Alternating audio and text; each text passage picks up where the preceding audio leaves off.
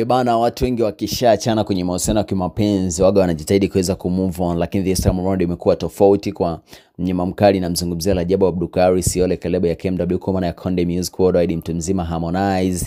Baada ya kuwa ameshindwa kumove on, baada ya kuachana na Kajala Masanja, Kajala Frida, wengi tukimfahamu kama mtu wa Jim. Watu wengi wamekuwa wakimove on, lakini imekuwa tofauti this time around kwa mtu mzima Harmonize kuweza kumove on, kwa sababu ameweza kupost picha ya aliyekuwa ex wake, na mzungumzia mtu mzima Kajala Frida, Kajala Masanja, mtu wa Jim.